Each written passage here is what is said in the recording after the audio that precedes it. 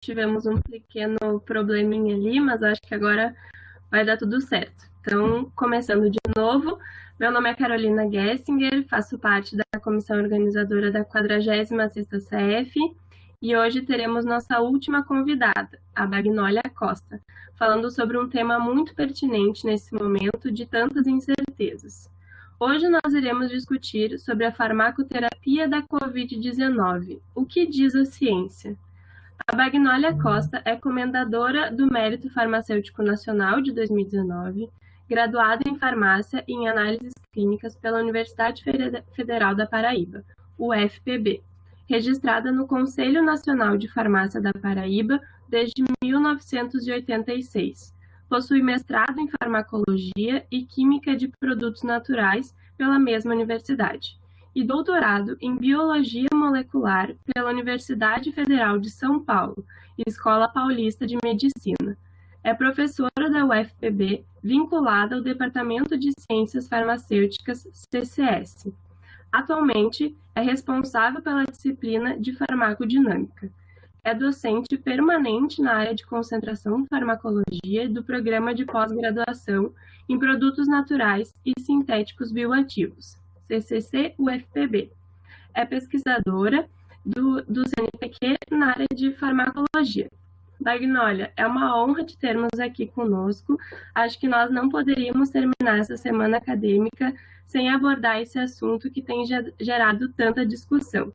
Passo a palavra para ti e boa discussão a todos. Então, eu que agradeço, né, a lembrança do meu nome para a gente participar dessa semana, 46ª Semana Acadêmica de Eventos Ensino Farmacêutico, né, da Universidade Federal do Rio Grande do Sul. Agradeço à professora Teresa Dalla Costa por pensar que a gente poderia contribuir aqui com vocês. E agradeço a toda a comissão organizadora pela beleza do evento, né? Eu entrei na página, vi que vários colegas me antecederam e abordaram outros aspectos envolvidos com a Covid-19. E aí a gente hoje resolveu escolher esse tema voltado mais para a questão dos medicamentos que estão sendo utilizados para o tratamento da Covid-19.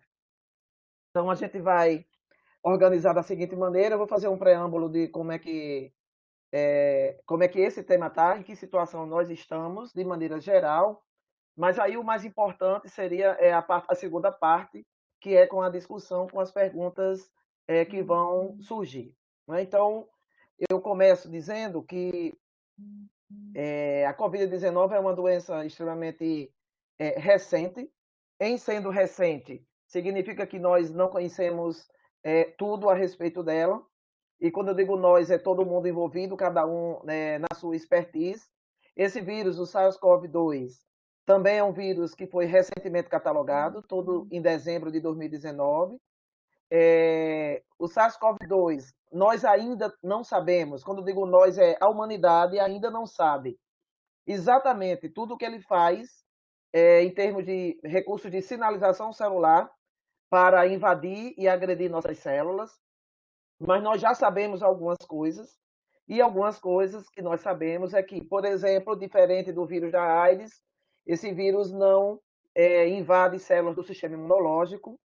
Ele, o SARS-CoV-2, a princípio se pensava que a Covid-19 era uma variante da síndrome respiratória aguda grave, mas se observou nesses poucos meses, nesses 6 meses e meio, que não se trata de uma doença respiratória per si, né? O SARS-CoV-2 consegue causar eventos inflamatórios agudos graves em vários sistemas do nosso corpo, e um pouco disso tem a ver com o receptor que ele usa para invadir as células. Né? Então, as células escolhidas não são as células específicas do sistema imunológico, e por isso que alguns medicamentos que cujo alvo seriam as células do sistema imunológico não são eficazes, não foram eficazes para tratar a Covid-19. O primeiro receptor que o SARS-CoV-2, que foi identificado, que o SARS-CoV-2 utiliza para invadir nossas células, foi uma variante da enzima conversora da angiotensina, a isoforma 2. Mas aqui de novo. Travou? Uhum. A gente vai tentar transmitir de uma outra maneira aqui. Ok. E eu paro aqui, né? Para vocês verem. Uhum.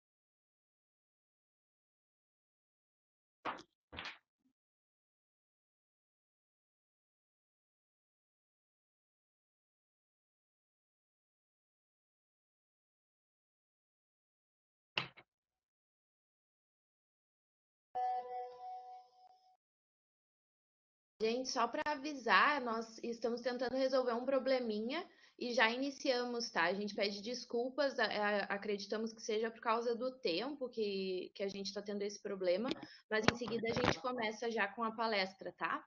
Só um momento.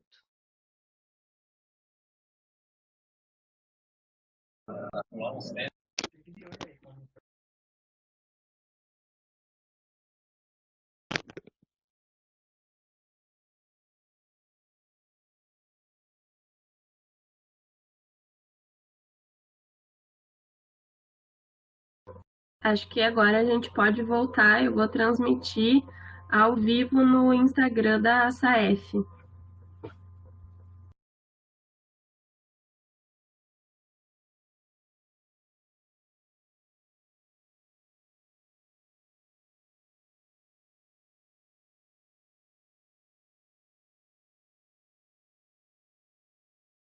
Passo a palavra para ti, Bagnoli. Posso começar do começo, né? Uhum. Aí tá pelo Instagram, é isso? Isso, tá pelo Então Instagram. vamos lá. Então a gente está diante de uma doença muito recente, né? Pouco mais de 6 meses. E como é uma doença muito recente, ainda não se sabe tudo exatamente como ela se manifesta nos pacientes.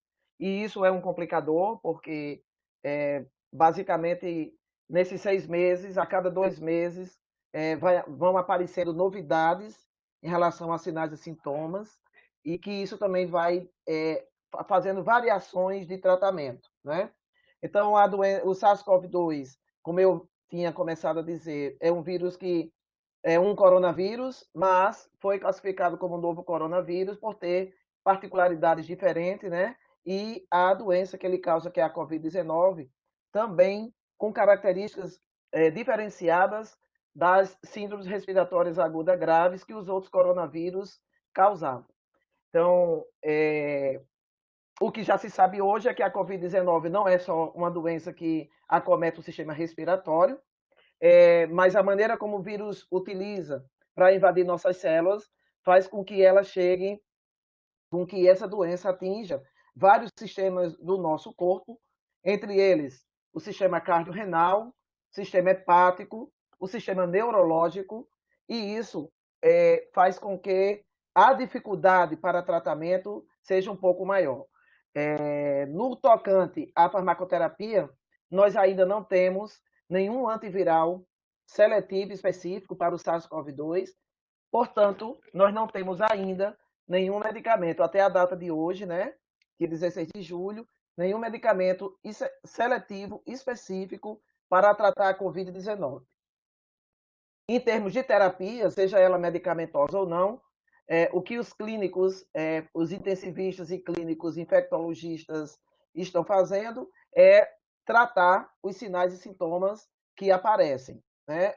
Como é uma doença cujo o grau de infecção, de transmissão pelo vírus é muito alto, a cada uma pessoa infectada, 4 ao redor podem se infectar com aquela pessoa que está portadora do vírus, a velocidade de transmissão é muito alta, os dados epidemiológicos permanecem desde o início da doença, no sentido de que 80% das pessoas que se contaminarem com o coronavírus, o novo coronavírus, essas pessoas não vão desenvolver doença nenhuma, nem sinal e sintoma nenhum. É importante essa informação que eu estou dando agora aqui no começo, para mais na frente a gente entender as pessoas que dizem assim, eu tomei o medicamento tal e o medicamento tal e eu não evoluí para fase 2 ou 3 da doença. Vamos entender por que é que você não evoluiu. A primeira informação é essa. 80% de quem se contamina não desenvolve nenhuma fase da doença.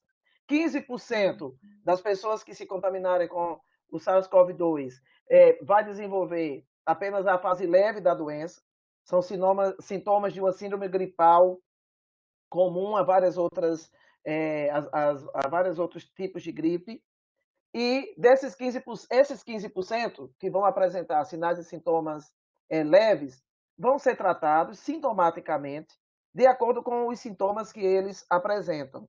E o que é que o médico vai utilizar aí? Ele vai utilizar o que ele conhece, né, para tratar aquela parte sintomática da doença, que para esses 15% da população que se contamina e só tem fase leve, o organismo, através do seu sistema imunológico, consegue debelar o vírus para que a doença não progrida para a fase grave ou crítica, que é quando o paciente vem a precisar do suporte de oxigênio ou precisar da respiração mecânica, né, chegando a precisar da intubação. Dos 5% que vão evoluir para a fase grave, apenas 1% chega a óbito. A questão do apenas depende de que é que a gente está falando, né? 80% de que população, 15% de que população e 1% que vai chegar a óbito de que população. Então, dentro dessa conta que eu fiz aqui agora, dos dados pelos infectologistas e epidemiologistas, significa que 95% das pessoas podem se recuperar, 80% não adoece e 15% vai se recuperar sem a necessidade de tomar nenhum medicamento específico antiviral, até porque não temos, né?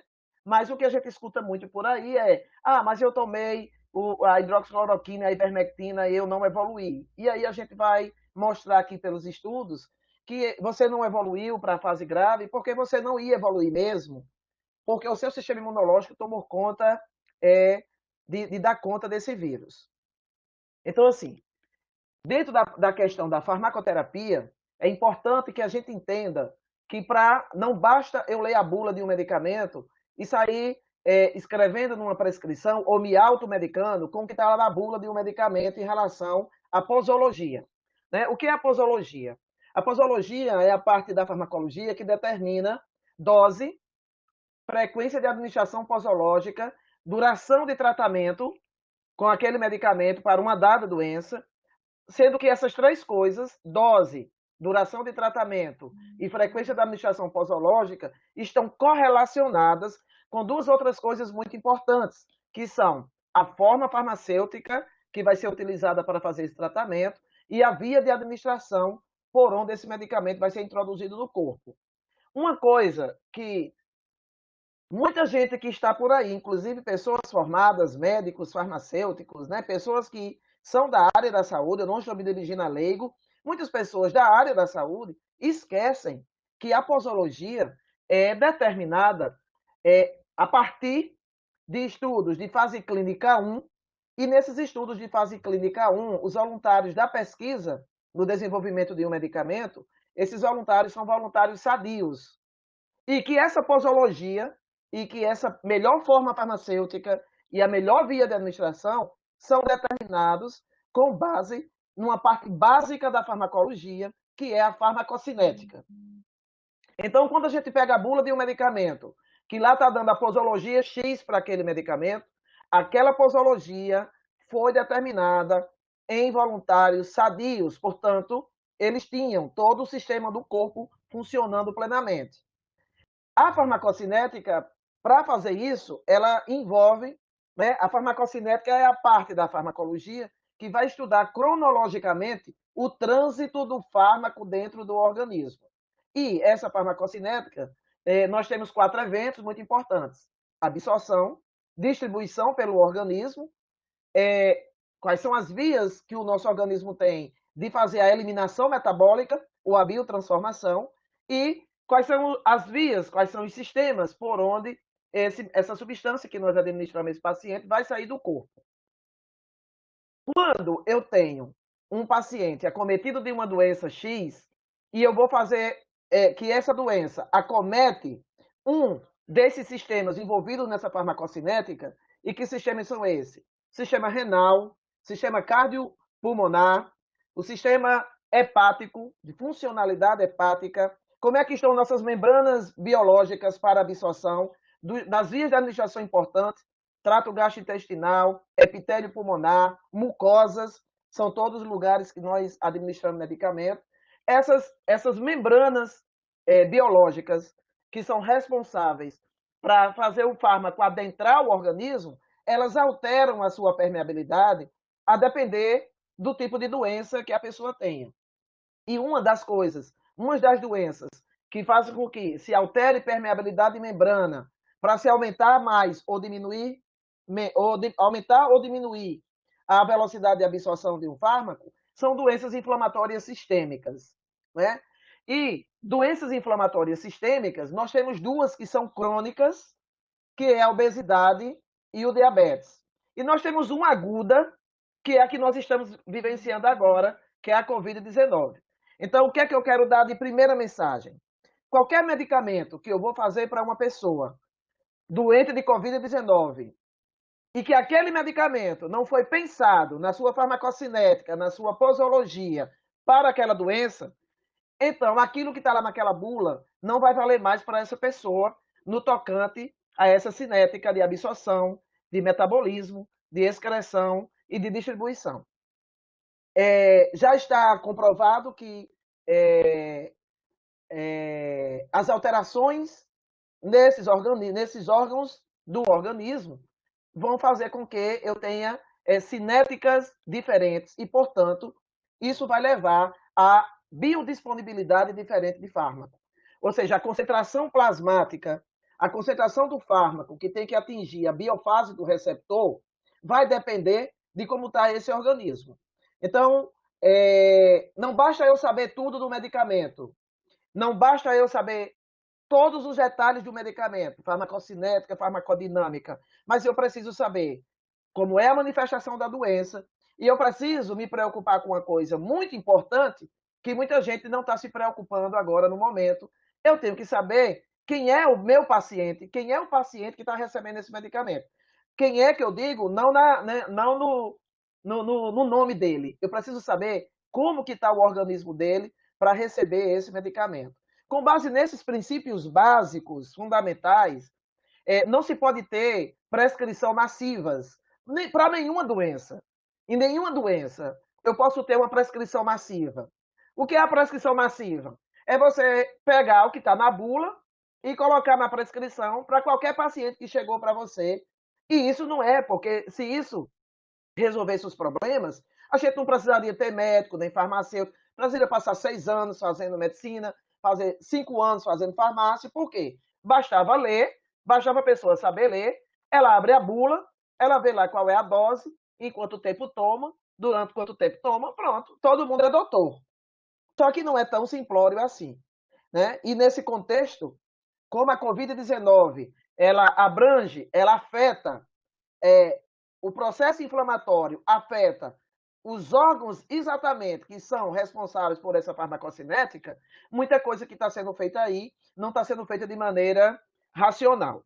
Né? Antes de eu passar para a parte mais dos medicamentos, eu ainda quero falar uma coisa importante. Né? Por que, que a Covid-19 fugiu um pouco das síndromes respiratórias agudas graves? Porque o vírus não está adentrando somente as células do pulmão. O vírus consegue adentrar várias células de vários sistemas do nosso corpo.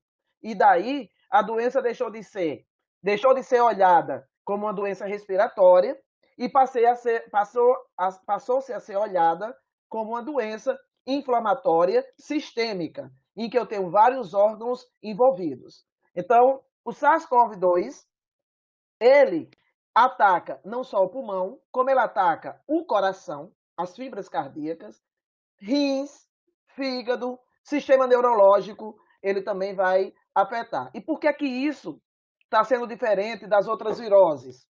Porque esse vírus, ele diferente do vírus da AIDS, por exemplo, diferente do SARS-CoV-1, diferente do H1N1, da H1N1, não está se adentrando numa célula específica do sistema imunológico, no caso da AIDS, ou do sistema pulmonar, no caso das outras viroses com síndrome respiratória, né? Que se caracteriza com síndrome respiratória. Isso por quê? Esse vírus ele usa um receptor que é comum para nós em órgãos importantes do nosso corpo. Esse receptor é uma variante, uma isoforma da enzima conversora da angiotensina, que é uma enzima, a ECA2, que nós temos ela expressa muito, muito fortemente nos pulmões, no coração, nos rins, no intestino e no endotélio dos vasos sanguíneos. Se a gente partir do princípio que todos os sistemas do nosso corpo recebem perfusão sanguínea, então a gente vai partir do princípio que eu tenho ECA2 em todo o sistema do meu corpo, porque eu tenho um vaso sanguíneo levando sangue para todos os sistemas do nosso organismo. Por isso que a doença Covid-19 deixou de ser uma doença setorial exclusivamente para o pulmão e passou a ser uma doença sistêmica. Qual é? Inflamatória sistêmica. Qual é a outra problemática com relação à terapêutica para essa doença? A variação de sinais e sintomas que grupos de pacientes apresentam de maneira completamente diferente. Então, diferente das outras síndromes gripais, síndrome gripal, a Covid-19, alguns pacientes vão ter febre, outros não vão ter febre, alguns pacientes vão ter muita dor no corpo, alguns pacientes vão apresentar coriza, outros não. Uns vão apresentar coriza com tosse seca, uma tosse não produtiva. E nesses 6 meses e meio, na metade desses 6 meses e meio, se verificou que algumas pessoas vão apresentar a Covid-19 com perda parcial do olfato e do paladar. Durante a infecção, a perda é total. Depois da infecção, uma vez vencida a infecção, o paladar e o olfato voltam à sua normalidade.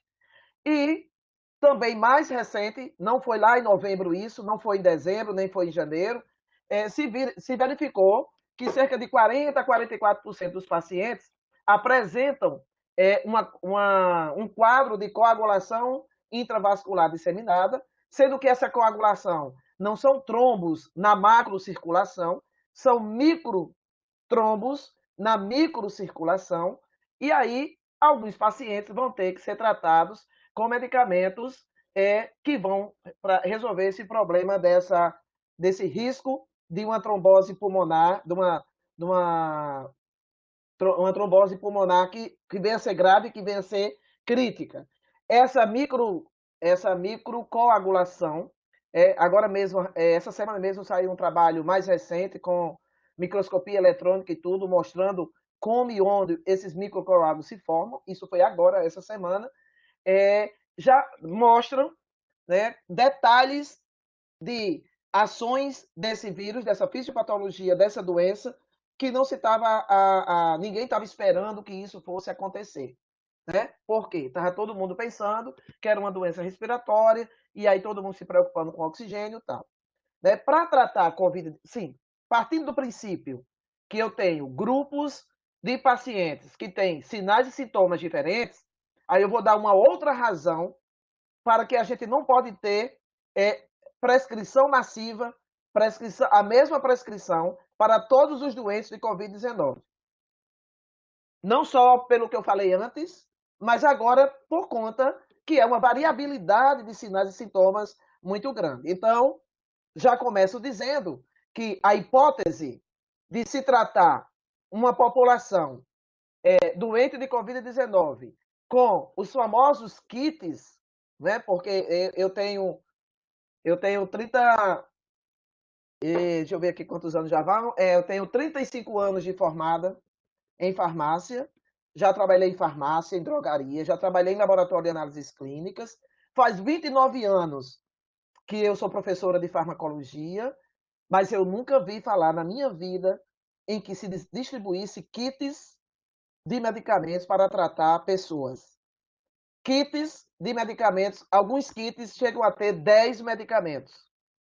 Alguns kits chegam a ter 4 a 6 medicamentos que nenhum tem eficácia terapêutica comprovada para a Covid-19. Mas todos, os 10 ou os 6, todos mantêm os seus efeitos colaterais e os seus efeitos adversos. Em se tratando de farmacoterapia da Covid-19, nós temos os medicamentos divididos em 3 grandes grupos. Nós temos os agentes antivirais, os agentes de suporte e nós temos os outros, certo? Dentre os agentes antivirais, nós temos cloroquina, favipiravir, lopinavir, ritonavir, hidroxicloroquina e outros antivirais. Desses agentes antivirais, até agora, nenhum demonstrou em ensaios clínicos randomizados, controlados, com grupo placebo, eficácia e segurança para tratar seletivamente a Covid-19. Nenhum deles. Nós temos aí vários trabalhos com a cloroquina e hidroxicloroquina. Se começou por ela, por quê? Porque o primeiro trabalho publicado em março pelo grupo de Marseille, na França, né? O trabalho do professor Didier Raoult, foi feito um teste em pacientes que estavam no hospital, com um número muito reduzido. Um teste não foi um clinical trial, não foi uma pesquisa cadastrada, não foi uma pesquisa com placebo, com o grupo placebo, não foi randomizada, não teve nada controlado. E aí foi publicado que a cloroquina e a hidroxicloroquina sozinha ou associadas com azitromicina diminuía a carga viral em pacientes que estavam internados lá na França, em Marseille, e que já estavam com a pneumonite causada pelo SARS-CoV-2. Esse trabalho não diz que curava a Covid-19. Esse trabalho dizia que essas substâncias diminuíam a carga viral, né, pelo aquele teste do RT-PCR, coletado o material biológico pelo suave de algodão nas narinas. Uma coisa que a gente tem que entender também uma coisa é eu tirar a carga viral de dentro do meu paciente, e outra coisa é a inflamação que aquele vírus deixou. Então, a Covid-19 é a doença causada pelo SARS-CoV-2. Nem sempre que eu tiro o SARS-CoV-2 de dentro do paciente, o estrago inflamatório que ele causou vai permanecer lá. E eu vou ter que ter tratamentos específicos para esse estado inflamatório que não necessariamente serão antivirais. Né? Isso tem que ficar bem claro, para a gente entender a questão dos mecanismos. Cloroquina e hidroxicloroquina. Já vi. Sim, vamos lá. Primeiro, por que foi para essas substâncias? Então, a gente está diante de uma pandemia, é uma doença que a evolução é rápida, e aí existe uma coisa dentro da ciência que se chama reposicionamento de fármacos.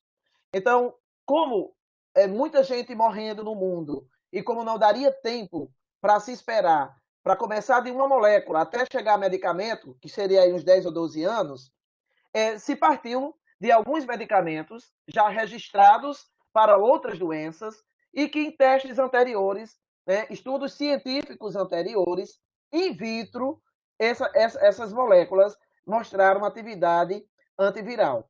Então, a cloroquina e a hidroxicloroquina, que são antiparasitários, não entraram aí de graça. Elas entraram porque já tínhamos uma premissa de que, in vitro, elas inibiam a replicação do SARS-CoV-2 e de outros vírus.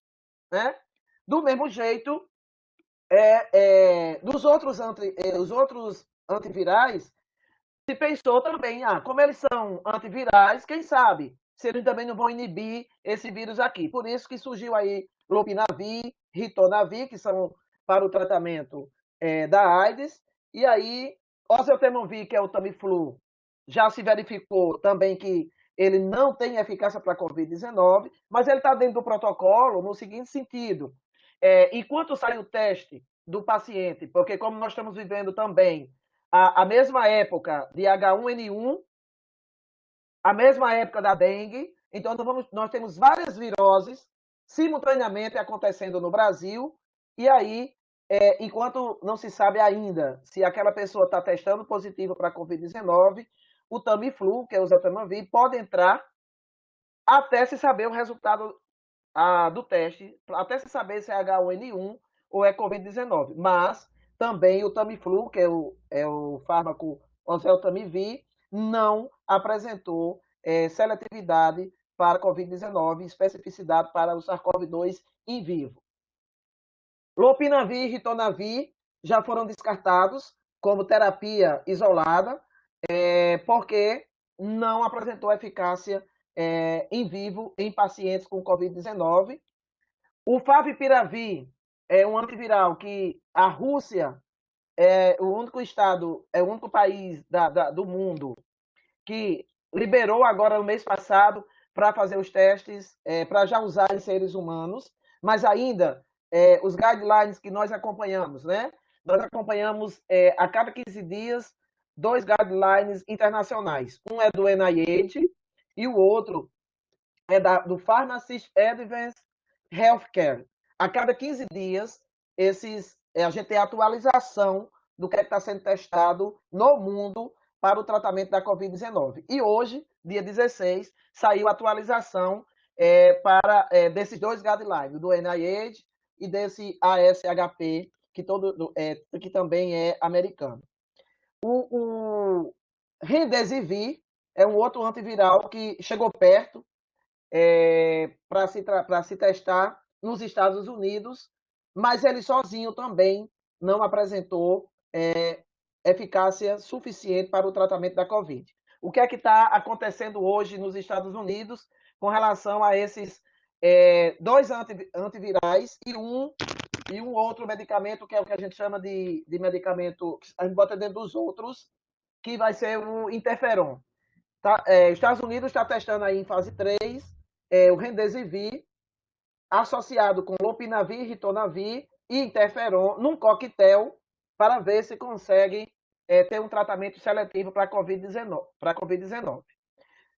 Dos 2 antivirais que nós temos aí, cloroquina e hidroxicloroquina foi o mais avançado, foi o que teve mais estudos, foi o que a OMS financiou o estudo de vários clinical trials em vários países do mundo, e foi dada a largada para fazer os testes, os clinical trials com cloroquina e hidroxicloroquina, associado ou não com azitromicina, em março, depois do dia 20 de março, por aí, e foi nos prometido que na primeira quinzena de maio ou segunda quinzena de maio, a gente teria a resposta desses estudos, desses ensaios clínicos, feito como manda a técnica e a ética. Ou seja, duplo cego, randomizado, controlado, com critério de exclusão, critério de inclusão e o principal, com o grupo placebo.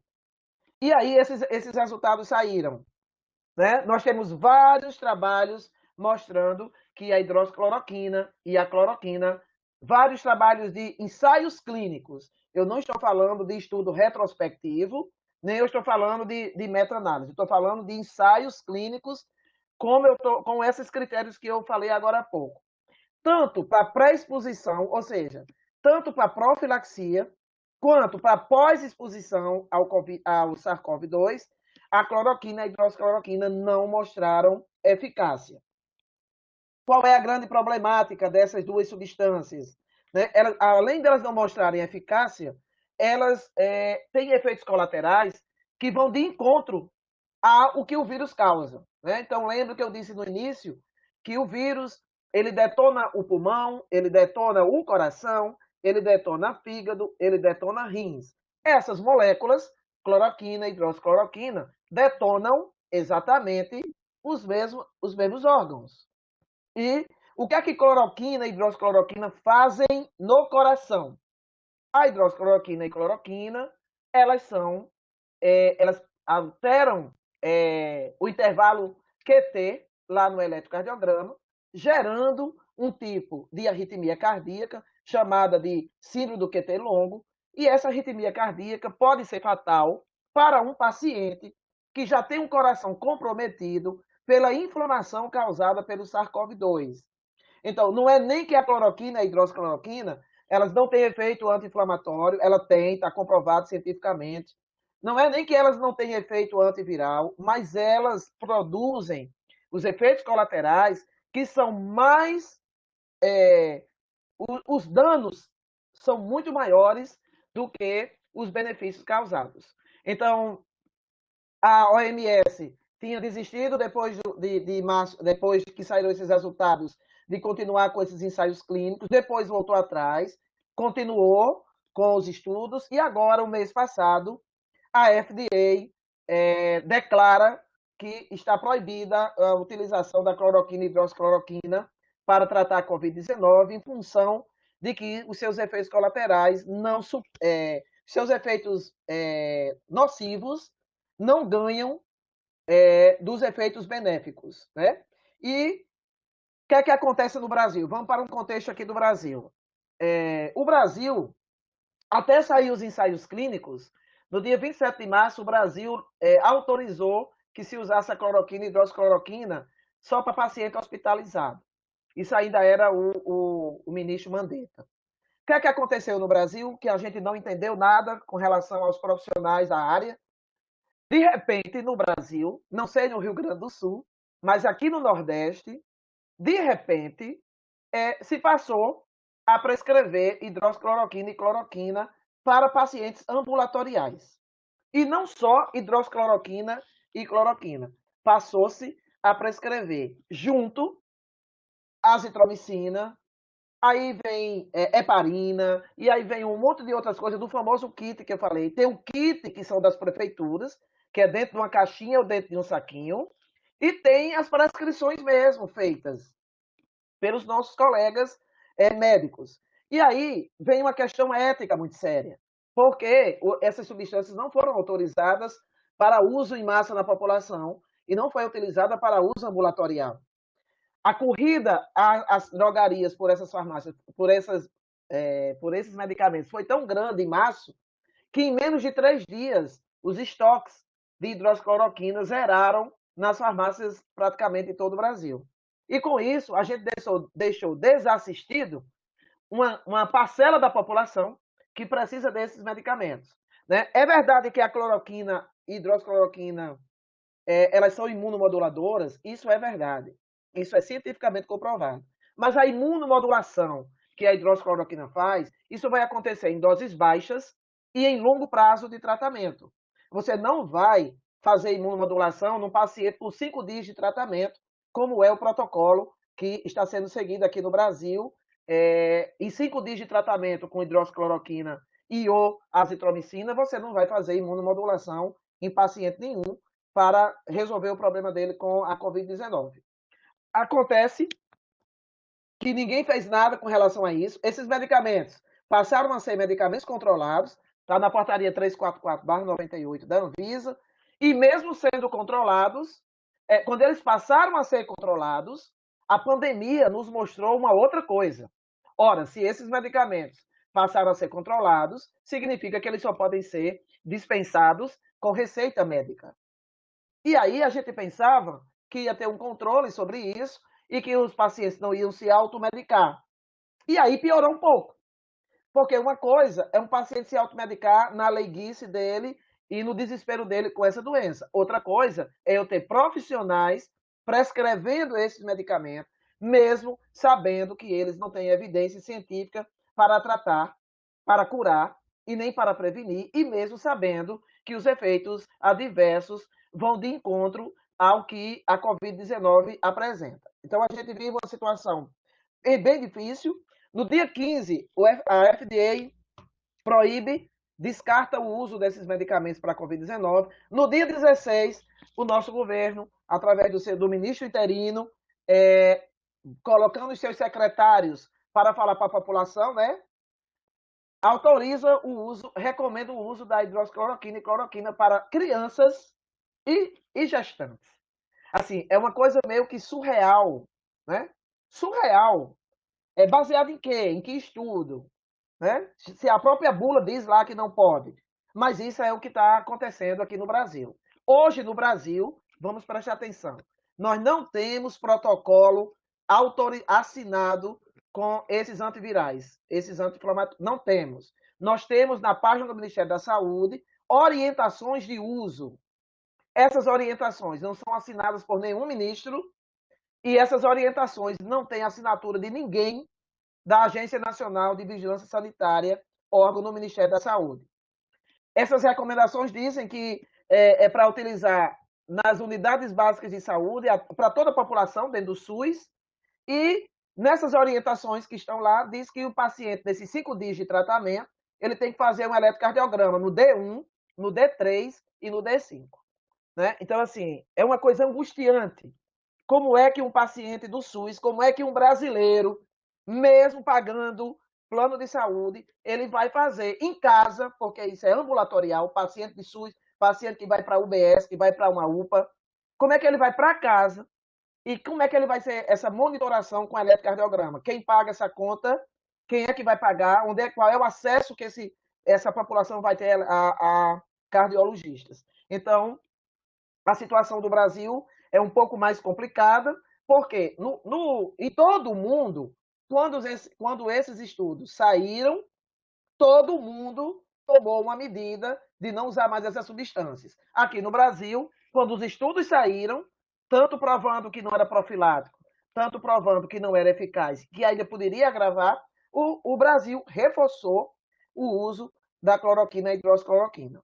Nós completamos 60 dias sem ministro da Saúde, porque não tem ninguém para assinar esse protocolo. Nenhuma pessoa vai assinar esse protocolo, porque isso é um crime de saúde pública, e a pessoa que assinar sabe que ela vai responder lá no futuro. Né? Nos medicamentos, sim, qual é a grande problemática, além do coração, que a hidroxicloroquina causa? Além de coração, rins e fígado. A hidroxicloroquina causa perda parcial da visão, gente. De 4 a 10% dos pacientes que se tratarem com essas duas substâncias, eles podem ter perda da visão periférica por conta que o volume de distribuição dessas duas substâncias, de novo farmacocinética, é enorme. E diferente desses outros antivirais e dos outros medicamentos que nós vamos discutir aqui hoje, essas substâncias não ficam no plasma. Cloroquina e hidroxicloroquina se aloja, ela penetra nas células e ficam lá. E lá ela vai fazendo o estrago que tem que fazer. É preciso dizer que essas substâncias são substâncias alcalinas, e quando elas entram numa célula, elas vão para dentro dos endossomos, para dentro das organelas, aumentam o pH e desestruturam tudo. Lembrar que a retina é neurônio e que esse neurônio, uma vez danificado, esse neurônio não se recupera mais. Tá? Então, nós vamos ter essa legião aí. As pessoas que sobreviverem à pandemia, que utilizaram cloroquina e hidroxicloroquina, nós vamos ter que conviver com elas aí. Boa parte delas irão apresentar problemas, tanto na área cardiovasculares, como problemas na visão. A azitromicina, vamos lá. Agentes de suporte para tratar a Covid-19. O que é que a gente tem? Aqui aparece ácido ascórbico, vitamina C, azitromicina, corticoides.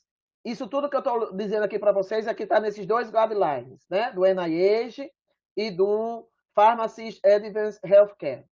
Análogos da PGI2, que é a prostacyclina, e interferões. Os interferões, por si, já estão descartados. Eles não foram capazes de inibir replicação viral. Desses medicamentos de suporte que nós temos aqui, o único que nós temos comprovadamente, com ensaios clínicos, comprovadamente para resolver um paciente com Covid-19 na fase crítica e na fase grave, são os corticoides. Né? Nós fomos surpreendidos no mês passado com um estudo maravilhoso com a dexametasona, com tudo feito como manda a técnica e a ética e a ciência, mostrando que a dexametasona ela consegue aumentar a sobrevida dos pacientes que estão na fase grave, diminui em 20% a morte de quem está no estado grave, com oxigênio terapia, e diminui em 33% a morte de quem está entubado. Ou seja, a dexametasona só é eficaz nas fases mais graves, que é quando tem a tempestade de citocinas. Mas o que é que estão fazendo de maneira irracional? Estão pegando os corticoides e fazendo de maneira preventiva. Né? Para qualquer virose, independente que seja a Covid-19 ou não, anti-inflamatórios, esteroidais ou não esteroidais, não estão indicados, porque são medicamentos que vão brecar o sistema imunológico logo no início, e esse sistema imunológico não vai fazer aquela fase que eu disse, que 15% das pessoas não vão para o estado grave, porque o sistema imunológico vai debelar o vírus. Se eu tomo um AINE, se eu tomo um anti-inflamatório, seja ele qual for aí, se eu tomo nimesulida, se eu tomo ibuprofeno, se eu tomo diclofenaco, ou se eu tomo metilprednisolona, que é o que estão passando aí, se eu tomo dexametasona, antes de chegar nessa fase, eu vou agravar o quadro desse paciente. Esse paciente, ele vai evoluir para o quadro grave. E esse estudo provou que os pacientes que não estavam nessas duas condições, oxigênio-terapia, que é o grave, e intubado, que é o crítico, a dexametasona não fez efeito nenhum nesses pacientes com Covid-19, tá? Então, é outra coisa. Nos agentes de suporte, quem tem evidência, o que a ciência diz por enquanto, nos agentes de suporte, são os corticoides nessa condição que eu estou explicando para vocês. Ácido ascórbico, que é a vitamina C, não tem correlação direta com a Covid-19, mas permanece o que já se sabe de ácido ascórbico ou de vitamina D também, que são substâncias, são fármacos que modulam o nosso sistema imunológico, mas não é um medicamento específico para tratar Covid-19. Com relação aos outros tratamentos que aparecem nesses dois guidelines, nós vamos ter os inibidores, o que é que está lá listado, né, da celeuma que nós estamos vivendo. Os inibidores da enzima conversora da angiotensina, os bloqueadores dos receptores da angiotensina, os IECA e os BRA. Então, vamos falar aqui rapidinho sobre isso. IECA e BRA, IECA, captopril, por exemplo, BRA, losartana, por exemplo, os dois protótipos dos dois grupos. Presta atenção. Pelo fato do vírus usar ECA2 e tal, se pensou, pelo fato dos pacientes que são hipertensos e diabéticos, que têm uma expressão aumentada da ECA2, se pensou que essas substâncias fossem aumentar o risco de alguém evoluir ou contrair a Covid-19. Isso já caiu por terra, a ciência não mostrou isso, mas se mostrou que há umas possibilidades, há umas hipóteses para que essas substâncias possam vir no futuro a ser utilizadas como protetoras. Tá? Mas, hoje, ninguém pode sair usando captopril e losartana para tratar a Covid-19. O que é que se recomenda? Sociedade Brasileira de Cardiologia, Sociedade Europeia, Americana, todas as pessoas que já faziam uso de losartana e derivados e captopril e derivados devem continuar fazendo uso. Qual é a novidade que tem aí? Uma publicação da Nature do mês passado mostrou que o vírus utiliza um outro receptor para adentrar as nossas células. Esse outro, além da ECA2, esse outro receptor é uma serina protease, e essa serina 2 protease transmembranar, o vírus também utiliza para entrar na célula. Só que nós temos uma outra proteína de ancoragem de membrana, que é a ADAM17, que é uma desintegrina.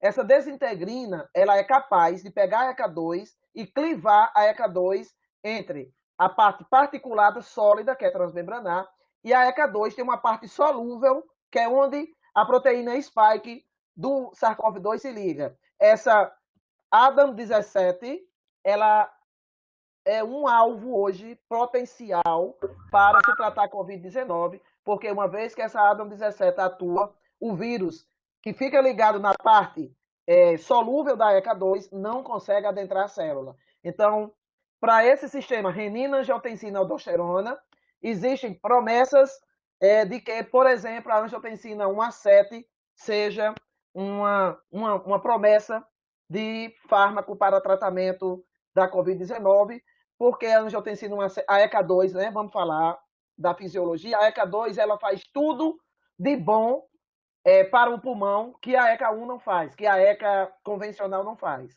Né? Então, ela é protetora do pulmão, ela é antifibrótica, ela é vasodilatadora, tudo que o paciente de Covid-19 precisa. Temos grupo no Brasil, em Minas Gerais, né, que já tem projetos em andamento para isso.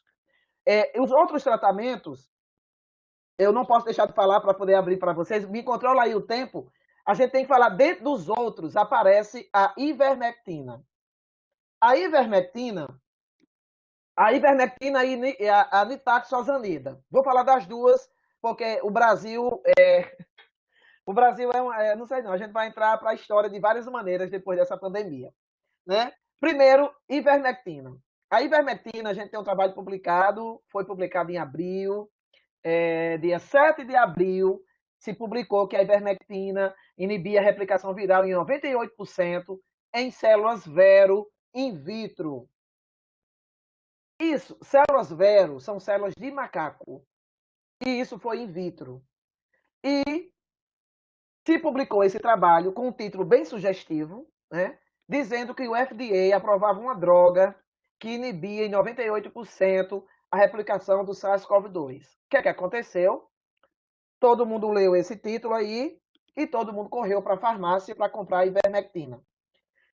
Que o leigo vá à farmácia comprar ivermectina porque ele leu esse trabalho, é compreensível que o leigo vá. Agora, que um profissional de saúde utiliza a ivermectina para tratar a Covid-19 sem prestar atenção que o estudo in vitro é completamente diferente do estudo em vivo, isso é lamentável. Né? Nós tivemos uma publicação na sequência, agora fazendo a correlação farmacocinética farmacodinâmica. Né? A ivermectina não é antiviral, não é antiviral in vitro para outros vírus, ela já foi testada para outros vírus, para o ebola, ela já foi testada para o vírus da dengue. E para tratar a dengue, os estudos com a ivermectina chegaram até a fase clínica 3 e pararam. E todo mundo, a gente está convivendo com a dengue aí do mesmo jeito, porque não foi possível. E o que é que impediu que a ivermectina não pudesse tratar o vírus da dengue? E o que é que está impedindo hoje ela não tratar a Covid-19? A sua biodisponibilidade, gente. A concentração inibitória que fez essa inibição de 98% a 6,50 in vitro, que é 5 microgramas, 5 micromolar, quando foi feito os cálculos né, de equivalência, quanto é que deveria chegar dentro do nosso sangue para equivaler àquela concentração in vitro, deu uma concentração exorbitante, algo em torno de 2.190 nanogramas por ml para 650 e para o efeito máximo, mais de 4.000 nanogramas por ml.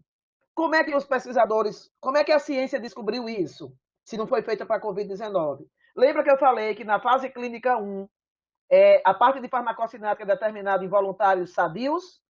Foi na fase clínica 1, tentando curar a dengue, que fez essa correlação de farmacocinética de biodisponibilidade. Lá nos estudos para dengue, eles usaram 10 vezes a dose de ivermectina, que equivale a 120 miligramas, porque a dose usual para antiparasitário dela é 12 miligramas, 2 comprimidos de 6 miligramas, e isso não gerou, só gerou 250 nanogramas por ml. E a gente precisa de 2.190 a 4.000 nanogramas por ml. Aí eu vou dar um dado para vocês. O kit COVID que tem a ivermectina aí, 2 comprimidos de ivermectina só geram no sangue do paciente 28 nanogramas por ml de ivermectina. Então, presta atenção. Eu não estou dizendo que a ivermectina não é antiviral. Eu estou dizendo que a ivermectina não consegue ser antiviral dentro de um organismo de um paciente, porque a biodisponibilidade, a farmacocinética dela não permite isso. 98% do que a gente administra sai pelas fezes. 98%. E do que chega lá dentro, chega muito pouco. Então, eu fiz as contas e é uma regra de 3 simples. Partindo das apresentações que nós temos de comprimidos de 6 miligramas, para a gente tratar um paciente com Covid-19 em dose única com a ivermectina, a depender do peso do paciente, a gente teria de 153 a 176 comprimidos de ivermectina de 6 miligramas em dose única. E isso é impossível. Quem é que vai tomar 176 ou 153 comprimidos de uma única vez?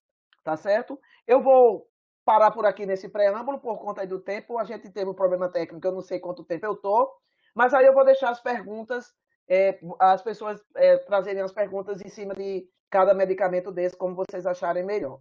Tá certo? Só para dar uma informação importante, né? O alvo da ivermectina no parasita, no carrapato, é o sistema nervoso central e é o receptor GABA-A.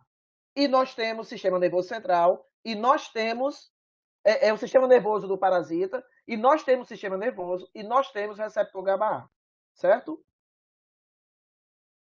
Carol, veja aí, Carol. Oi, eu que vou voltar agora. Ah, A Laura. gente teve um probleminha. Espera que eu vou ligar minha câmera aqui.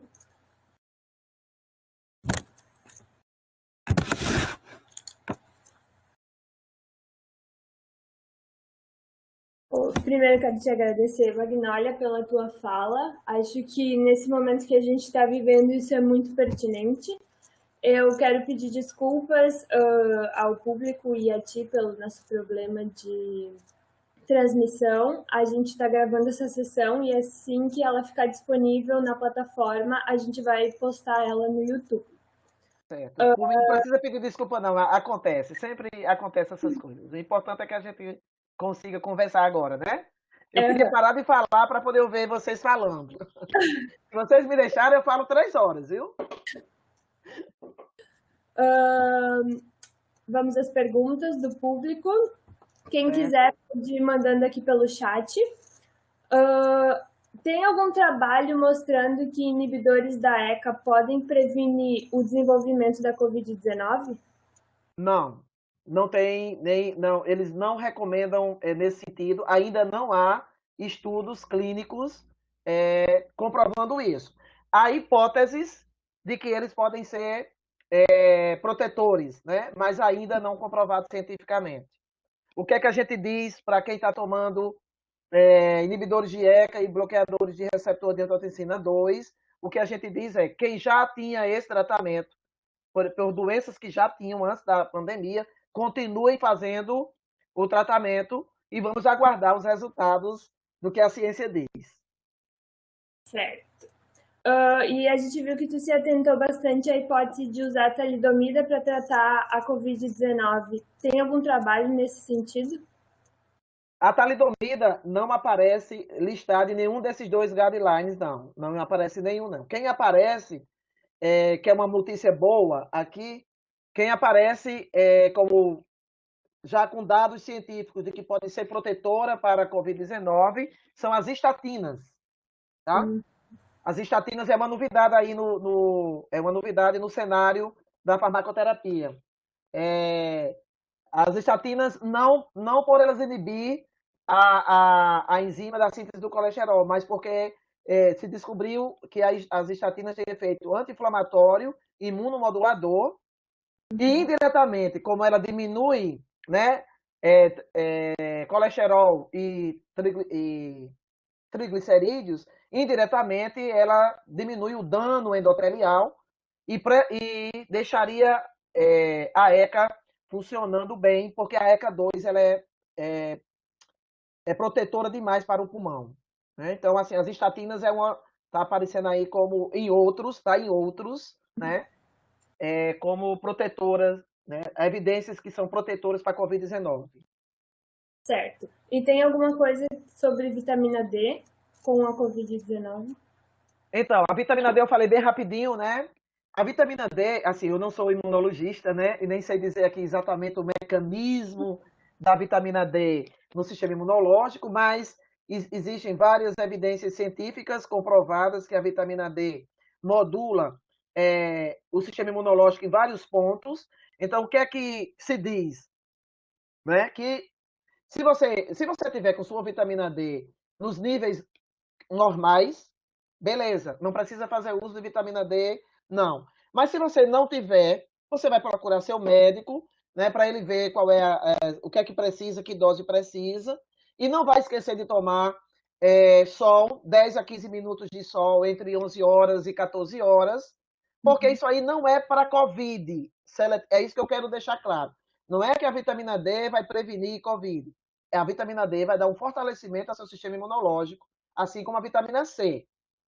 E aí vai servir para o seu sistema imunológico como um todo. Né? Como eu afirmei, e continua sendo verdade, que 80% das pessoas que se contaminam não evolui por conta do sistema imunológico, e que 15% vai se valer do sistema imunológico e de alguns medicamentos sintomáticos, então qualquer coisa que a gente fizer para fortalecer o sistema imunológico ajuda a passar pela pandemia com mais tranquilidade. Certo. Acho que é bem importante a gente falar sobre que vitaminas e tal têm que ser tomadas e ingeridas durante a vida toda, né? E não só agora, nesse momento. Isso, exatamente. E não é para fazer overdose, porque overdose de vitaminas também vão fazer mal, né? Porque também nos kits aí que estão distribuindo tem vitamina C, vitamina D. É verdade. Qual deveria ser o nosso foco em ações de informação aos profissionais que estão trabalhando com pacientes e cometendo equívocos importantes? Discutir níveis de evidência, farmacodinâmica, farmacocinética, epidemiologia, ou acreditas que é um problema muito mais complexo dentro da formação clínica? A pergunta é bem longa e bem complexa, né? Eu tenho conversado com alguns colegas médicos, alguns colegas farmacêuticos, algumas pessoas que não são da área da saúde, e a gente a frase que eu tenho dito ultimamente é: eu já usei todas as minhas sinapses e ainda não entendi o que foi que aconteceu nesses 5 meses, 6 meses, para pessoas, inclusive, né? Médicos meus, médica minha, né? Que a gente achava que estava tudo certo, que a formação tinha ido por aquele caminho e, de repente, não é isso que está acontecendo. Então, assim, eu tenho claro... a questão da ivermectina... Vamos lá, vou por partes, tá? A questão para eu colocar nessa pergunta comprida, que em resumo onde é que está a falha, né? Porque é que, de repente, os profissionais de saúde deixaram as evidências científicas de lado e foram para essa situação. Primeiro, vamos para o mais racional. O mais racional nós estamos numa pandemia, a doença mata muito rápido, não temos nenhum tratamento seletivo, então tem a questão do desespero, da angústia, E tem aquela questão do uso compassivo, né? O uso compassivo de medicamentos ou de outras terapias é um procedimento ético. Mas o uso compassivo não nos dá o que é o uso compassivo? Quando o corpo de profissionais já tentou tudo o que podia para salvar a vida de uma pessoa ou para não deixar ela sofrendo, ela pode, dentro da ética, fazer esse uso compassivo. Foi assim que a cloroquina e a hidroxicloroquina foram autorizadas no Brasil, para uso compassivo, lá em março, com o Mandetta, né? E isso é uma coisa que pode explicar. Agora, eu não posso fazer um uso compassivo de um produto, de uma terapêutica, que vai de encontro ao que o vírus causa. Por exemplo, se o vírus deteriora a fibra cardíaca, eu não posso usar um medicamento que vai fazer alterar a eletricidade do coração. E a gente está usando, sabe quantos aí? Tem cloroquina, hidroxicloroquina, azitromicina. Deixa eu ver outro que eu descobri hoje, me atualizando com vocês, que mexe com o QT longo. Tem um quarto aí.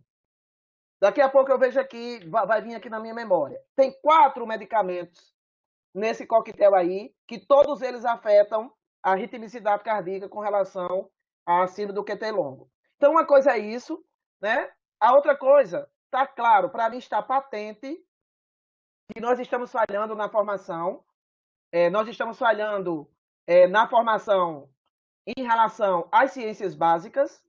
A ivermectina veio provar para nós que as escolas médicas, farmacêuticas, de enfermagem, de odontologia, estou falando dos 4 profissionais que mexem diretamente com o medicamento, estão falhando em uma parte básica que se chama farmacocinética. Não é possível que você não entenda um cálculo desse. Não é possível que você fazendo uma regra de 3, dizendo que você tem que dar 150 comprimidos para um paciente, e você não entenda que esse medicamento não vai fazer efeito. Se você dando apenas 2. Não vai fazer efeito terapêutico, né? Mas vai fazer os seus efeitos adversos. Então, assim, há a formação. As pessoas estão pensando muito em clínica, muito em botar a mão no paciente, muito em cuidado, muito. Mas eu não posso cuidar de um paciente se eu não tiver formações básicas, né? As pessoas estão confundindo um vírus com um carrapato, gente. Eu recebi vídeos de médicos dizendo que o SARS-CoV-2 a ivermectina vai inibir uma enzima que não deixa o vírus ir para o núcleo. Gente, o SARS-CoV-2, para se replicar, ele não usa o núcleo das células. Toda a replicação, todo o ciclo viral do SARS-CoV-2 é no citoplasma e nos endossomos. Então, assim, falta conhecimento básico de biologia celular, de microbiologia, ninguém sabe mais o que é uma bactéria, ninguém sabe mais o que é um fungo, ninguém sabe mais o que é As pessoas esqueceram que o vírus não tem vida. Esqueceram que o vírus não tem vida, né? E eu acho que a gente precisa rever a questão da formação. Se lutou tanto pela medicina baseada em evidência, por qualquer coisa na saúde baseada em evidência, e no momento que nós mais precisamos dessas evidências, usá-las para tirar a população dessa situação, nós não usamos. E o fato da gente não usar só agravou a situação. O Brasil vive uma situação pior, né? Vocês estão acompanhando aí as curvas, todo mundo feliz, o governo feliz, porque nós atingimos um platô. Minha gente, depende do nível do platô, né? Você estacionar uma curva de crescimento, de contaminação e de morte, com mais de 1.000 mortes por dia, e o Ministério da Saúde vir para a televisão dizer que a gente é um modelo de combate à pandemia, quer dizer, ele não deu o adjetivo do modelo, né? Você pode ser um bom modelo, você pode ser um mau modelo. O Brasil está demorando a sair, né? Hoje eu completo aqui 120 dias de isolamento social, são 4 meses. A gente está demorando a sair porque nossos profissionais resolveram deixar a ciência de lado e ir para os achismos. Por quê? Toda vez que uma população usa ivermectina com médicos, aqui no Rio Grande do Norte a gente tem médico indo para a televisão conseguiu convencer o prefeito a colocar o protocolo da ivermectina. Quando você tem um médico que diz para uma população que está em desespero, com medo de uma doença dessa, que a ivermectina é uma vacina, você vai dizer para essa população, ó, toma e pode ficar livre, leve e solto, que é o que aconteceu. As pessoas estão tomando ivermectina, hidroxicloroquina como preventivo, como profilático, e relaxaram as medidas restritivas de higiene, de distanciamento social, de isolamento social. Né? O Brasil foi o único país do mundo, é por isso que eu não estou entendendo assim. A pergunta é muito difícil de responder. O Brasil foi o único país do mundo que abriu tudo que fechou quando a curva estava no pico ascendente. Gente, qual é a lógica? Isso é uma surrealidade muito grande. É uma surrealidade o que nós estamos vivendo. E tem um terceiro ponto que eu acho que nós temos que repensar. Nós temos que repensar como a gente fala de ciência para a população. Como a universidade leva a ciência para a população fora da universidade. Porque sabe o que está acontecendo? Com eventos como esse que vocês estão fazendo, com algumas postagens que a gente faz, quando a população leiga, a leiga, nos escuta, elas mudam. Ela vai vendo, porque a gente vai explicando na linguagem que ela entende. Então, a gente tem que falar de ciência para a população de outra maneira. Temos que repensar também isso. Tá? Mas tem uma quarta coisa que eu também acho.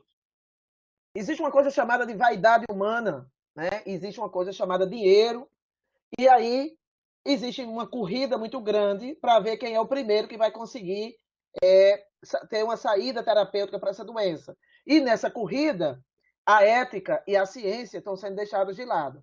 E eu queria dizer para todos que a pandemia não pode fazer com que a gente quebre a ética e a ciência, porque a gente está lidando com seres humanos. Né?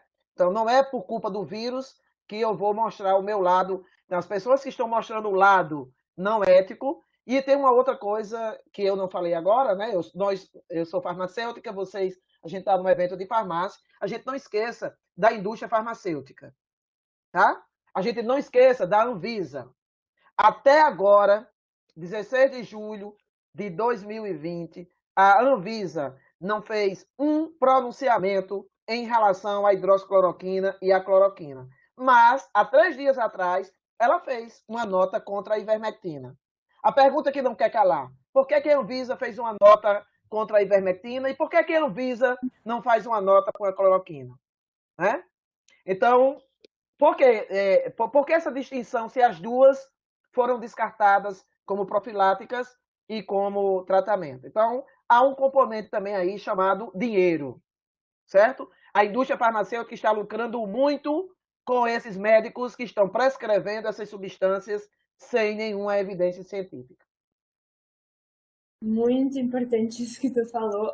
Eu vou linkar a próxima pergunta com um comentário que eu sou do interior do Rio Grande do Sul e eu acompanho as postagens da pandemia da prefeitura da minha cidade e os comentários que as pessoas fazem quanto aos casos. E agora estourou muitos casos lá e a população acha que não é porque não estão respeitando isolamento, porque não estão usando máscara na rua, e sim porque falta hidroxicloroquina e ivermectina nas farmácias. Daí eles acham que é por isso que estourou os casos na cidade. Na cidade. E daí a gente quer saber se existe uma maneira que a gente possa esclarecer, porque as pessoas já estão muito enraizadas, né, com isso de que funciona e toma quem quer, e muita gente não está aberta a ouvir. Se existe uma maneira para esclarecer para a população sobre esse uso inadequado.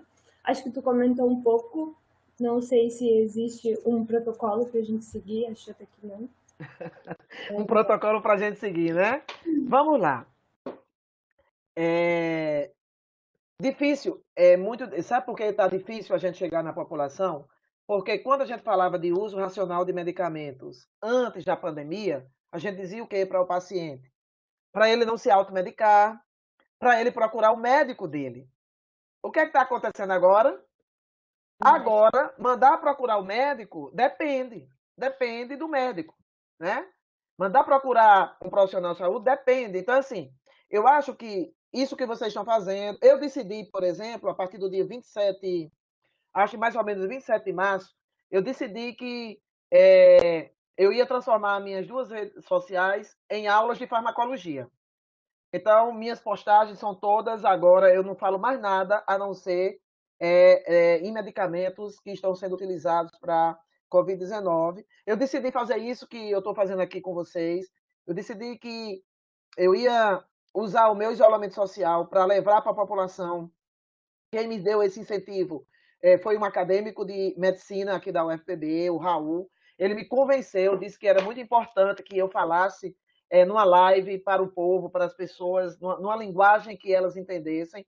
E desde essa primeira live, que foi lá em 3 de abril, que a gente vem fazendo esse serviço. Então, assim, é um serviço de formiguinha. Às vezes a gente não consegue convencer nem a família da gente, né? A minha família, por uma parte, a que está lá no interior, todas elas seguem as minhas instruções, mas já a família aqui de uma pessoa, nem todas elas seguem, né? Então, assim, o que é que a gente escuta? Eu escuto de tudo, né? Eu não vou tomar, a senhora explicou muito bem, a senhora fala muito claro, mas eu vou seguir o meu médico.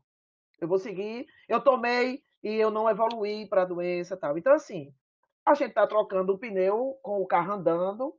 Isso que vocês estão fazendo, o que vocês fizeram nessa semana aí, já foi, já é uma coisa que vocês estão fazendo para tentar reverter essa situação, né?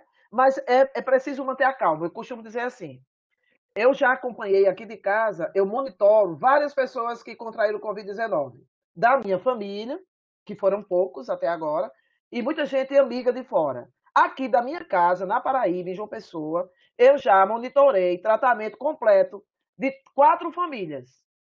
Uma em Maceió, uma em Aracaju, uma no Piauí, outra no Pará.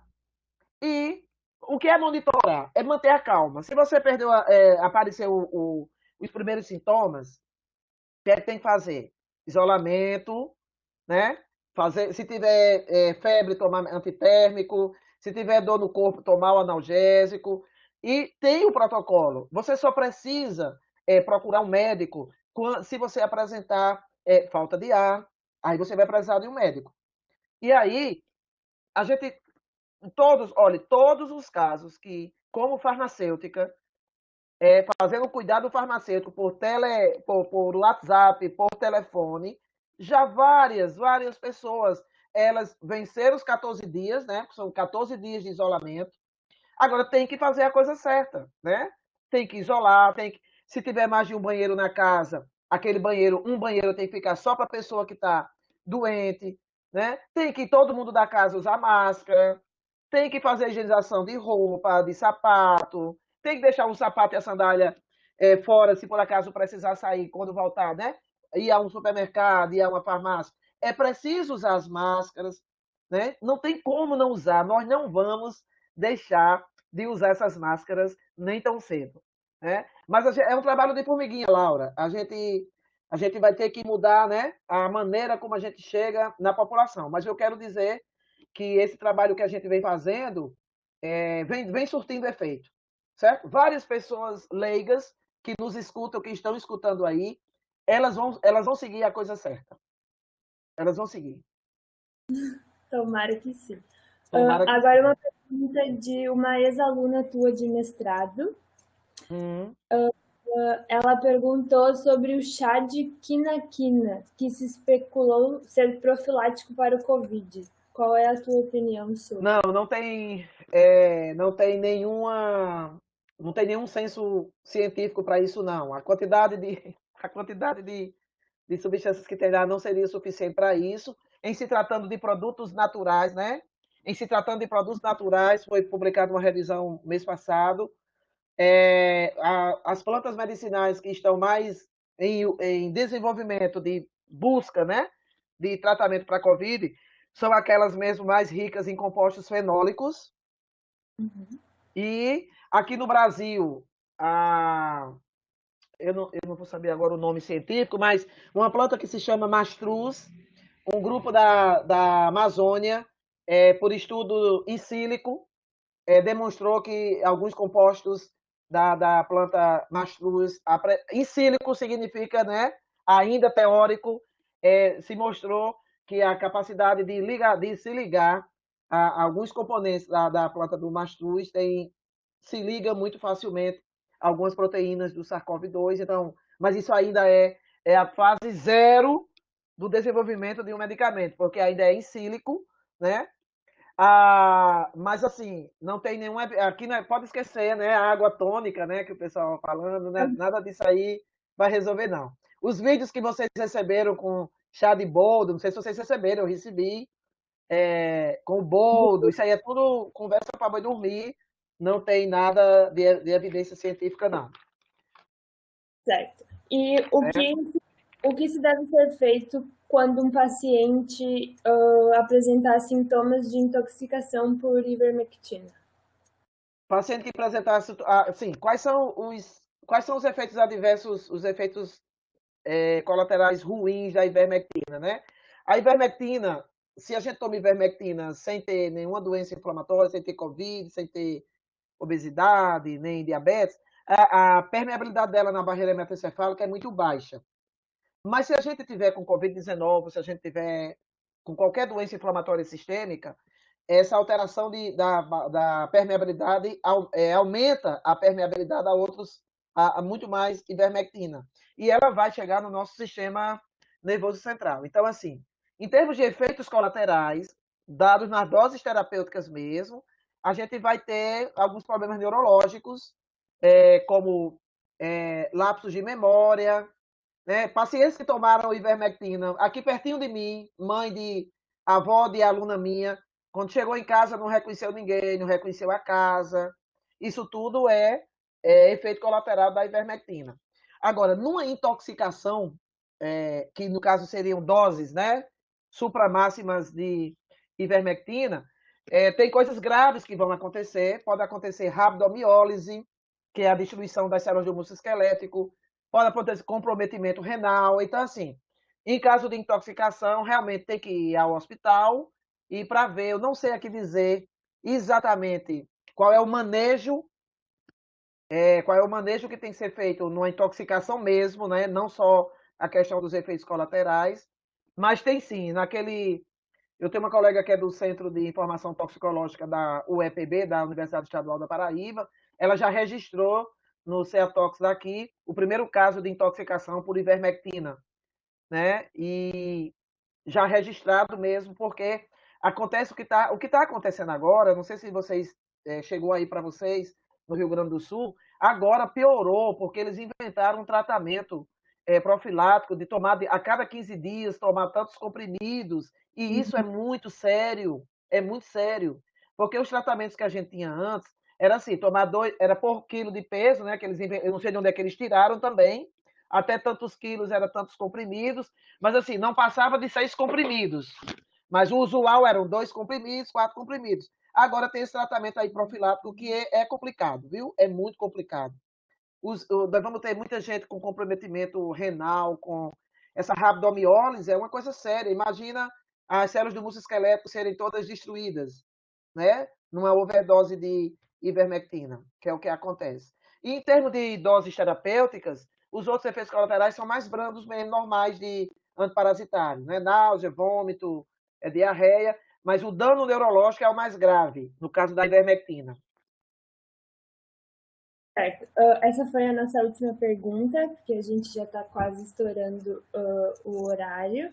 Eu queria te agradecer por ter aceitado o nosso convite. Acho que é muita coragem vir aqui no meio desse país que está uma loucura falar contra o que a maioria está acreditando. E acho que a gente precisa de mais pessoas com coragem para tentar instruir a população da melhor maneira possível. Então, muito obrigada por ter feito parte da nossa semana acadêmica. Hoje é a nossa última palestra, acho que encerramos com chave de ouro.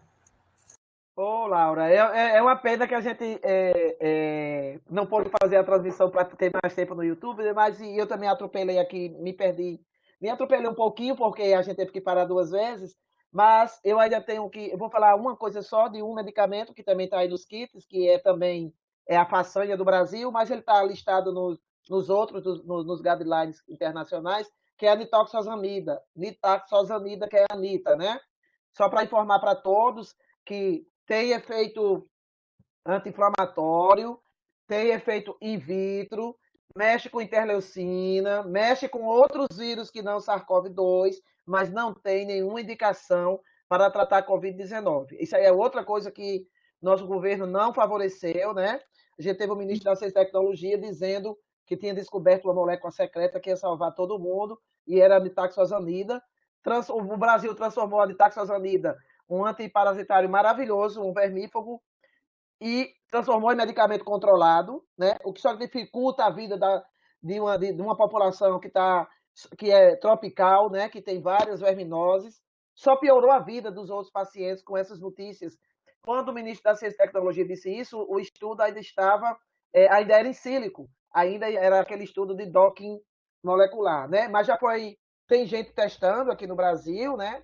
O governo está financiando, vamos aguardar os ensaios clínicos. E eu queria agradecer a vocês pela oportunidade, pedir desculpas aí se a expectativa não foi como vocês esperavam,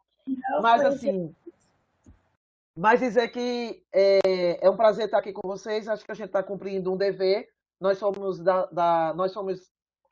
professores e alunos, estamos aqui pagos pelo suor do povo brasileiro, dentro de uma federal, eu na Federal da Paraíba e vocês na Federal do Rio Grande do Sul.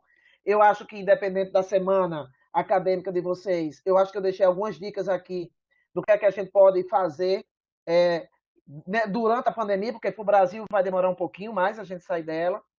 O que é que a gente pode rever? Para vocês, alunos, acadêmicos, né, vocês também reverem a maneira como estão estudando, a maneira como vocês estão contextualizando as coisas, né? A contextualização na hora de ensinar e na hora de estudar é muito importante. Não basta saber tudo do medicamento, eu preciso saber do principal. O principal nessa história toda, que todo mundo está esquecendo, é o ser humano chamado paciente, né? A gente tem que se preocupar com essa pessoa e a gente tem que fazer o que tiver ao nosso alcance, mas dentro da ética, dentro da ciência, sem lesar essa figura que a gente está dizendo que é a mais importante, que é o paciente. E, enquanto isso, enquanto a gente não tem tratamento específico, né, de medicamento, o tratamento que está bem eficaz também que está dentro de outros, que não é medicamento, com o plasma convalescente, né? Tivemos uma notícia não muito boa há quase um mês atrás, de que os anticorpos que são formados só ficam viáveis por 2 ou 3 meses.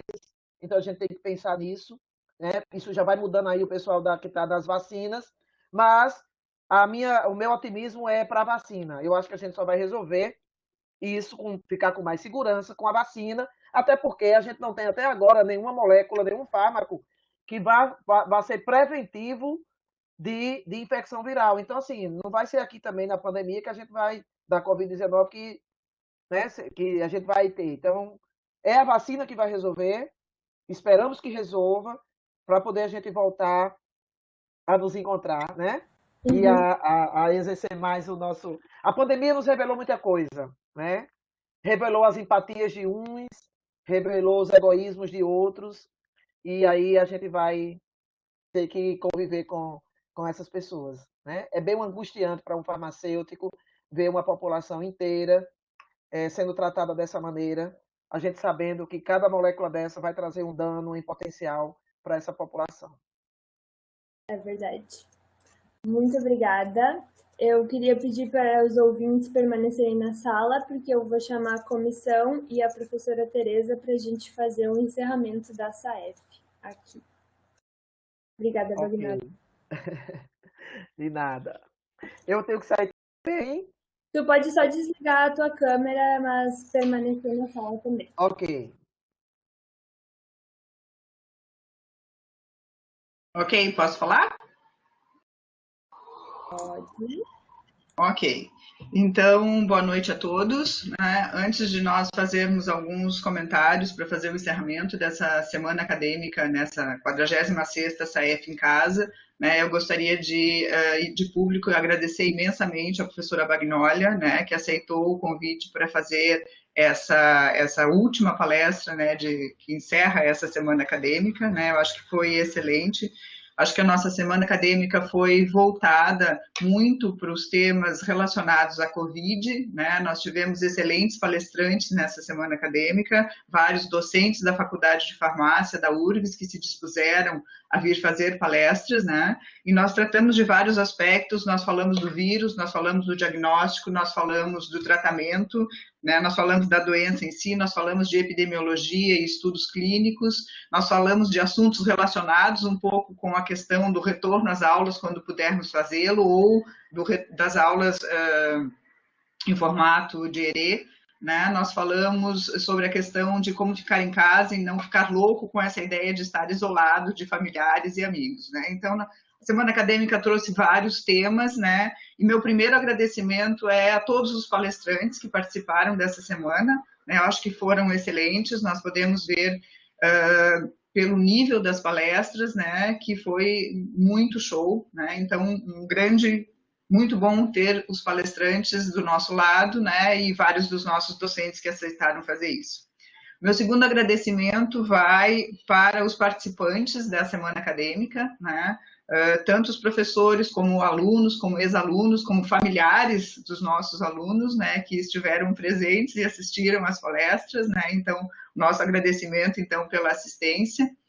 Eu gostaria de fazer um agradecimento especial ao diretório acadêmico da Faculdade de Farmácia, né, que abriu espaço para que essa 46ª semana acadêmica tivesse um formato diferente, né? O DAF havia planejado uma semana acadêmica presencial com um tema diverso, né? E esta comissão que vocês estão vendo agora, as carinhas aí, teve a ideia de fazer essa semana acadêmica neste formato e o DAF prontamente aceitou a proposta, né? E transferiu, então, esse tema e todo o evento que eles haviam organizado para esse ano, para o ano que vem, e abriram a possibilidade, então, que essa comissão que vocês estão vendo pudesse organizar essa semana acadêmica.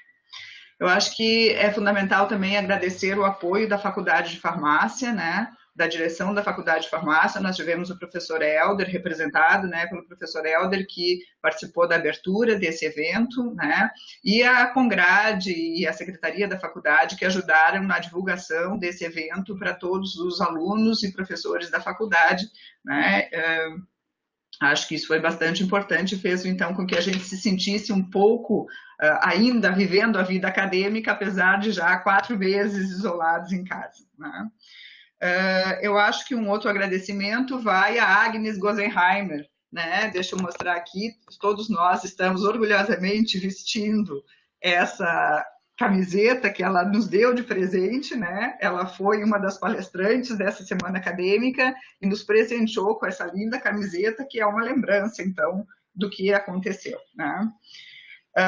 Deixa eu ver, eu tenho uma lista de agradecimentos aqui. Eu gostaria de fazer um agradecimento à Bagnólia, que eu me perdi nos meus agradecimentos, que falou da importância da farmacocinética, né? Santo de casa não faz milagre.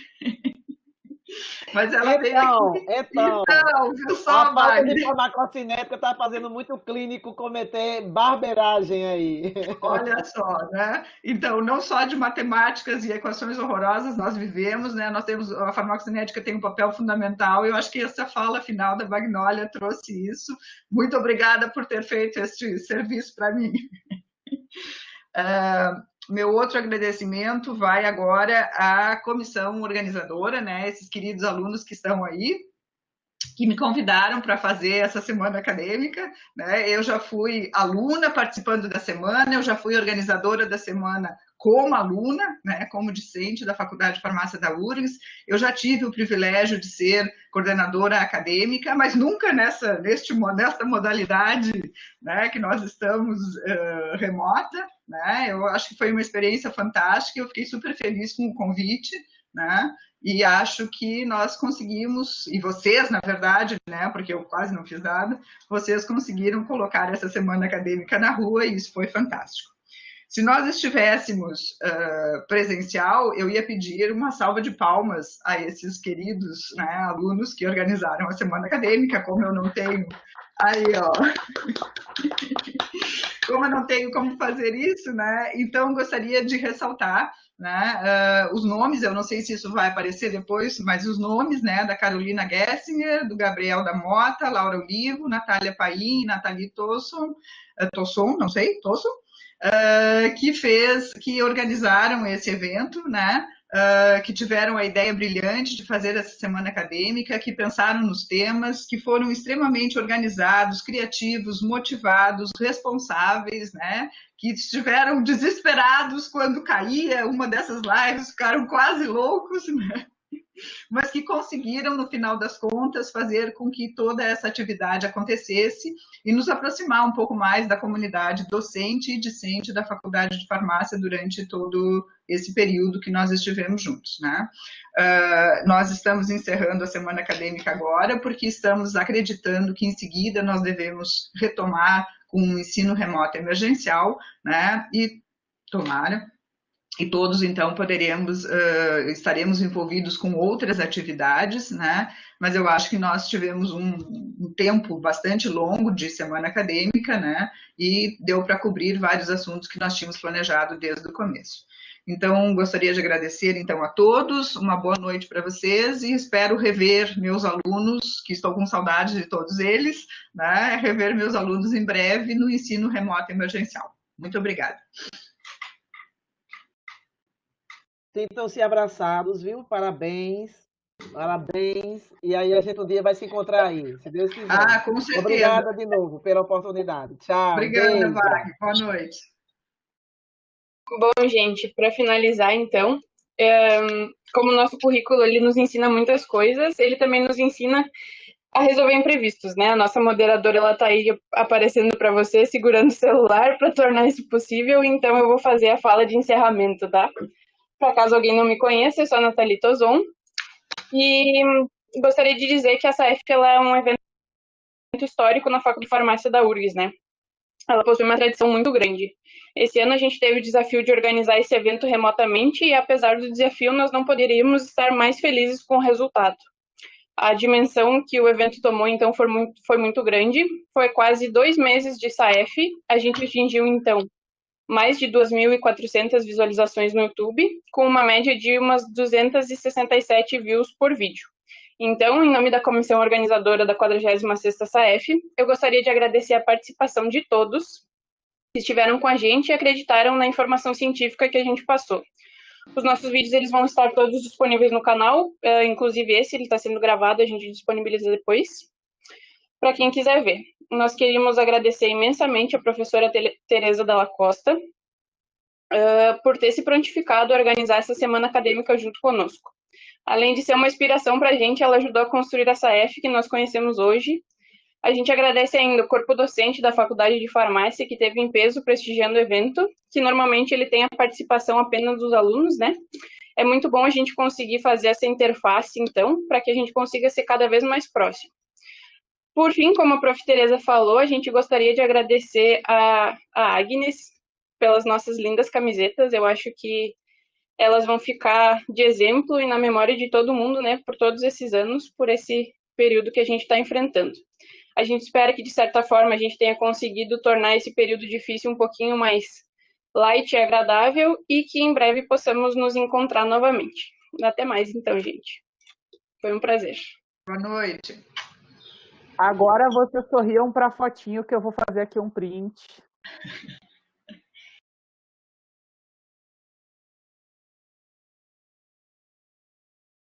Tá, fiz aqui já. Foi. Foi. Beijo. Beijo, gente. Boa noite. Até breve. Obrigado. Tchau, tchau. Tchau, gente. Obrigada. Beijo.